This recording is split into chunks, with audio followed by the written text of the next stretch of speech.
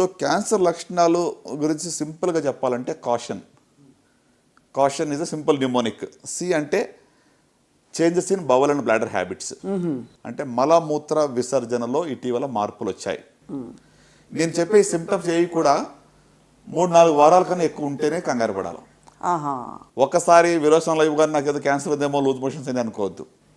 So మలమూత్ర విసర్జన మార్పులు అంటే ఎక్సెసివ్ కాన్స్టిపేషన్, మోషన్ అవ్వటం లేదు, లేక మోషన్లో బ్లడ్ పడుతుంది, మోషన్లో చీమ్ పడుతుంది, లేకుంటే నాకు తినబుద్ధి కావటం లేదు. So blood in the stool కానివ్వండి, బ్లడ్ ఇన్ ద యూరిన్లో కూడా బ్లడ్ పడినట్లయితే స్టోన్ వల్ల కూడా పడవచ్చు, బ్లాడర్ ఇన్ఫెక్షన్లో కూడా పడవచ్చు, ట్యూమర్లో కూడా బ్లడ్ పడవచ్చు. కరెక్ట్. సో కనుక anything which is there for 3 to 4 weeks మలమూత్ర విసర్జనలో ఇటీవల మార్పులు వచ్చాయి అంటే అది ఒక లక్షణంగా భావించవచ్చు.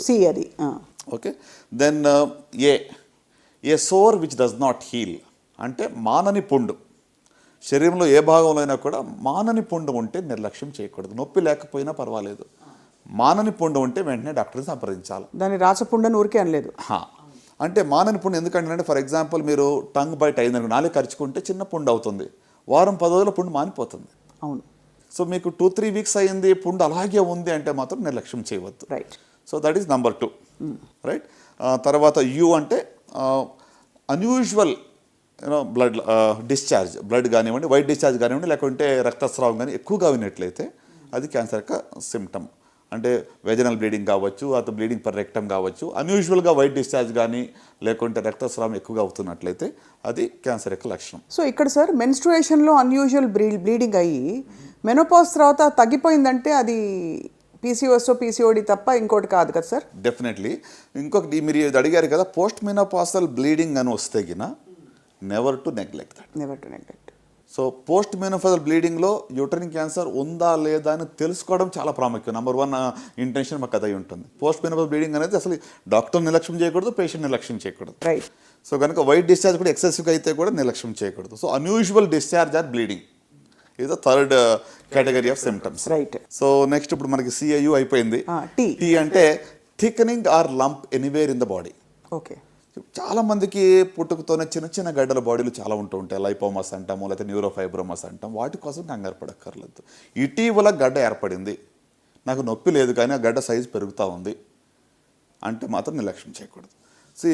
ప్రత్యేకంగా మరి యంగ్ ఫీమేల్స్ నేను చెప్పాల్సింది ఏంటంటే, ఆడవాళ్ళలో 20 to 40 years ఉన్న వాళ్ళలో పాలగడ్డలు అంటాం, ఫైబ్రోడినమస్ అంటాం. సో 90% అవి బెనైన్, మామూలు గడ్డలు, అవి క్యాన్సర్ గడ్డలు కాదు. సో నాకు రొమ్ములో కనుతుంది కాబట్టి ఏదో క్యాన్సరా అని కూడా ఊరుకునే కంగారు పడద్దు. రైట్. బట్ మీకున్న కణితి బెనైనా లేక మ్యాలిగ్నెంట్ అని తెలుసుకోవడానికి మాత్రం ఒకసారి డాక్టర్ని సంప్రదించండి. సో ఇటీవల కణితి రొమ్ములో కానీ శరీరంలో ఏ భాగంలో అయినా కూడా కొత్తగా కణితి ఏర్పడి అది సైజు పెరుగుతూ ఉంది, నొప్పి లేకుండా ఉన్నా పర్వాలేదు, దాన్ని మాత్రం నిర్లక్ష్యం చేయకూడదు.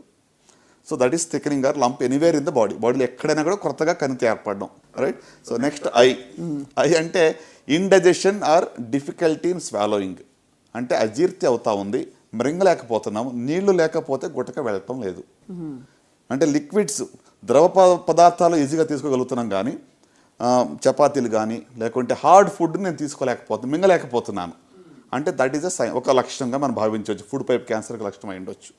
సో ఆ గుట్టక వేయాలని నీళ్లు లేకుండా లోపలికి వెళ్ళట్లేదు, నేరోయింగ్ అయిపోయింది, ఈజీగా వెళ్ళటం లేదు. సో అది ఒకటి. Indigestion or difficulty in swallowing, మింగడానికి ఇబ్బందిగా ఉంటాం. ఓ అంటే obvious change in the birth mole, పుట్టుమచ్చలు చాలామందికి ఉంటాయి. ఇటీవల ఆ యొక్క పుట్టుమచ్చలో మార్పు వచ్చింది, సైజ్ పెరుగుతూ ఉంది, ఇచ్చింగ్ అవుతూ ఉంది, బాగా దురద వస్తుంది, లేక బ్లీడింగ్ అవుతుంది అంటే మాత్రం వెంటనే డాక్టర్ సంప్రదించాలి. పుట్టుమచ్చలో మార్పులు ఇటీవల వస్తాయి. రైట్. ఇంకా లాస్ట్కి వచ్చేటప్పటికి ఎన్ అంటే నాగింగ్ కాఫ్, అంటే ఒక రకంగా చెప్పాలంటే మానని దగ్గు.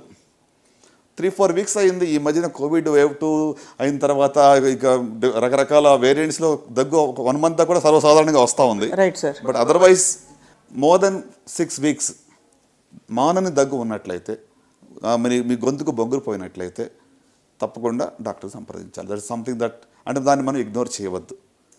ఓకే. ఇది కాషన్.